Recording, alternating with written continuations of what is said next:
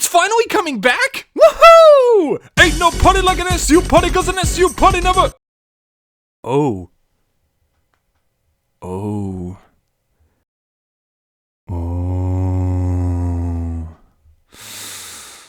I'm at a party I don't wanna be at.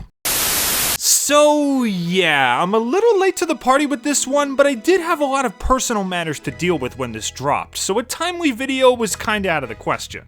But as a seasoned SU fanboy, I refuse to let any new piece of content slip past my nose, even if it only totals to about 25 seconds. Cause if my math is correct, 25 seconds of new material equates to 20 hours worth of theory content from us, and it's time for me to make my contribution. So let's see what problems are in store for Stevie Boy this time. Boy. The trailer starts with Connie FaceTiming Steven on her cell phone, and already I'm excited. It's about time Connie played an important role in the series aside from Lo-Fi hip-hop radio endorsement, though I'm kinda curious as to how much she knows about Steven at this point. There are some Pink Steven outbursts that are definitely in the public eye if Little Graduation is any indication, so maybe she heard about it from current events. Maybe since the gems aren't able to break through to Steven at the moment, they asked Connie to try and figure out what's bothering him. It wouldn't be dissimilar to how Greg got through to Steven in Gemcation when the gems were completely fruitless. Sometimes Steven just needs that human-to-human relatability that the gems just can't provide. But the most likely possibility in my eyes is that this is a post-event concern message, meaning Connie's been at the business end of Pink Steven's unstable emotions in some way and is calling to make sure he's okay after it's all over. What will this event be? Well, I've got a theory that you'll see later on. Anyway, the next two scenes show Steven cringing in terror as something quickly approaches him, and a fall from his house which is suspended in midair. When you pair these two with the scene later on of his porch opening up a trap door, I'm convinced that this is one of two things. The first is that this is all part of an elaborate nightmare that Steven is having. Steven having nightmares is far from a new development, and with his mind slowly slipping away, it would make total sense to show us how he's feeling with dreamlike imagery. A nightmare centered around falling is one of the most common types of nightmares to have, especially when it comes to loss or uncertainty. When you fall from someplace high, even in real life, you become a victim to a greater force pulling you down with no hopes of saving yourself. No one to grab onto in time, no one to save you. The only hope you have is that the ground below will be merciful to you and it won't be too painful. And when someone has experienced something like a missed opportunity in a career, a loss in love, or just any feeling of their life falling out of control, it's not uncommon for these types of nightmares to come up in one's head. And considering what we know about Steven, this kind of explanation fits him to a T. The balcony opening up could represent how it's impossible to ignore or escape his uncertainty, even in the most safe havens like his home. The way he falls away from his home could show how quickly he's distancing himself from his loved ones due to his behavior. And the earlier shot of something falling on top of him could be the house falling down on top of him, representative of how this kind of distancing and avoidance of the true problem is only going to lead to crushing pain in the long run. But hey, what do I know? I ain't no Dr. Pill, so it's still up for debate. The other possibility is that this whole sequence actually takes place in Rose's room. With everything this poor boy has gone through, a little bit of escapism to a place in the temple where no one else can go might be just what the doctor ordered. He would create his own version of Beach City, similar to what he did in the episode Rose's Room. But this time, he would give everybody he creates a problem to solve. He'd finally be able to get his fix of helping others. Nothing has to change, nothing has to go forward. He can just enjoy the life he's always known.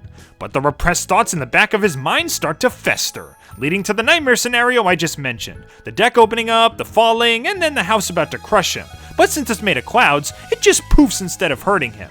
And then he just bails before anything else scary happens. I think the dream scenario is probably the more likely one since we also see him waking up in a bed at another point in the trailer, but either one would definitely be interesting.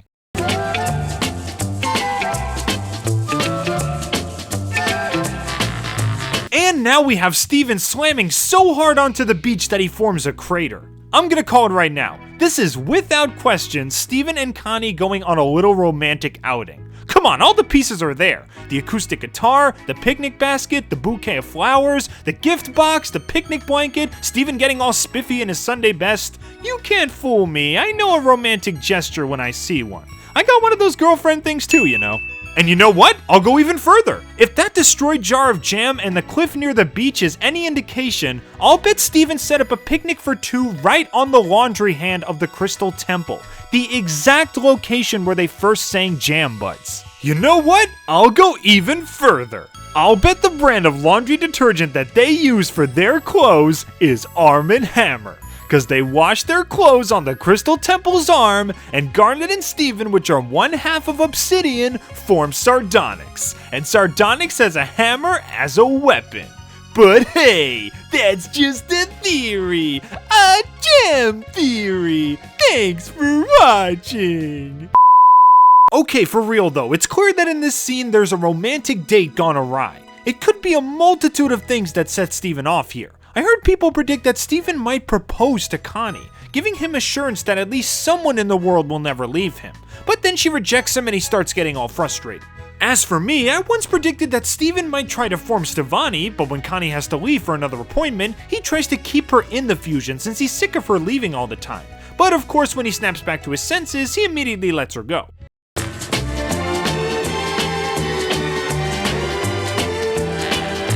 But the big question I'm having is what exactly would cause Steven to fall off the cliff and the entire picnic to come tumbling after him? Maybe Pink Steven accidentally breaks the temple's hand in a rage? I mean, it is a pretty old structure, and someone with diamond level power could probably break it really easily. And this little debacle might be the event that makes Connie want to call Steven and check on him like we saw at the beginning. But again, we'll have to see. The scene with Steven practically falling out of a hospital chair probably intrigued a lot of fans. I mean, everyone has been saying, Steven needs therapy, get this boy some therapy, Steven Universe therapy. And that might be exactly what's going on here. Maybe Connie tells Miss Maheshwaran about Steven's problems and she agrees to take Steven in for some tests. Since his powers are clearly tied to his emotions and mental state, she would probably do all she can to relax and calm him down, see if these powers can be controlled at all. You know, tackle the issue at the source. But as we see later on, all the events of the previous series start flooding back to him at some point, leading to another Pink Steven attack. If you look closely, he seems to be wearing the exact same hospital gown in both scenes. So yeah, I'm gonna say that this is an attempted therapy session gone horribly wrong. There are some extra scattered scenes like Steven clutching his head with a blue glow illuminating him, probably watching something on TV. Steven screaming, "Leave me alone!" which anyone familiar with the old audio leaks will recognize. Then we see the Diamond Force Field from Little Graduation making a comeback, as well as one power we haven't really seen yet, with Steven releasing a pink aura when he yells. The same pink aura from Reunited, perhaps? The one that allows Steven to influence the minds of others? Yeesh, imagine if Steven's demand of leave me alone actually forces the other gems to leave him alone. The pink aura takes away their free will and forces them to obey. Yeah, that wouldn't be terrifying at all. I also thought that maybe this was just a stronger pink energy wave, hence the cracking window and mug scenes later on, but we see before he screams that the window next to him is already cracked, and during the scene of him passed out on the stairs, it's still in one piece. So my guess is that he collapses on the stairs, gets mad, screams, breaks everything, and then the pink aura comes out when he screams a second time. And then, you know, maybe some mass mind manipulation after that, who knows. And then it all caps off with Steven in ripped pajamas and still in his pink form, telling Connie, "It's nothing to worry about anyway." Are you sure about that? "'Cause I'm not. I'm worried about you, dude. You got more baggage than a United Air Flight and you keep stuffing more in. Y'all gotta sit down and talk to someone before you go from pretty and pink to positively paranormal. And if you don't, then put on your dancing shoes, my friend, 'cause you're about to do the worm."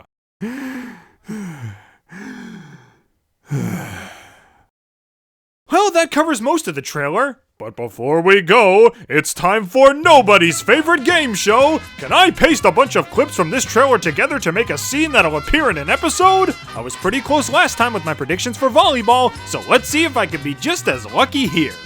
Let's start with these two scenes. One of Steven running quickly through the forest, clearly using the super speed power that we saw in Guidance, and Steven punching a tree, directly contrasting the way he healed the tree at the end of Little Homeschool.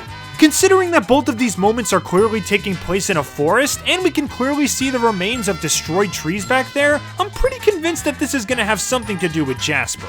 Maybe my prediction will come true and Steven will end up going to Jasper in hopes that he can blow off some steam. She might instruct him to run around the forest at full speed and punch down a few trees to try and get his anger out. And of course she'll offer to fight him at full power, for her own practice and enjoyment of course.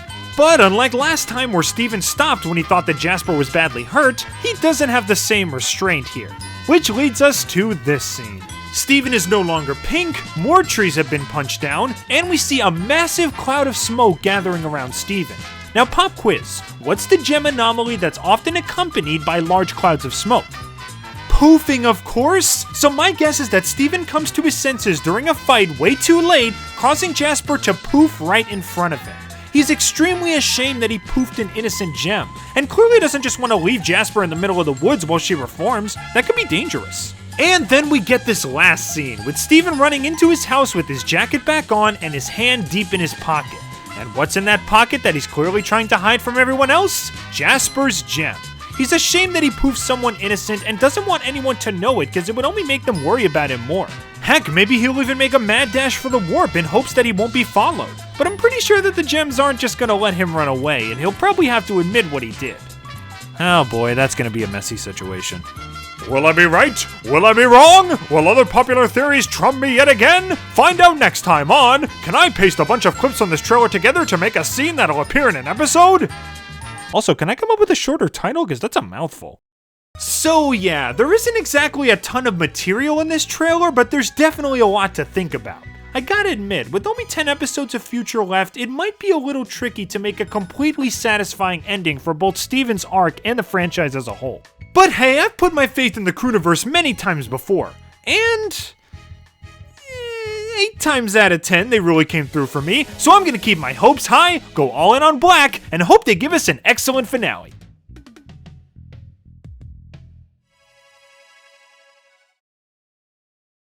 Well, that's all I've got for you today. Tell me what kinds of things you interpreted from this trailer, and subscribe for more Steven Universe and cartoon content coming up. Thanks for tuning in, everybody, and I hope to see you all real soon.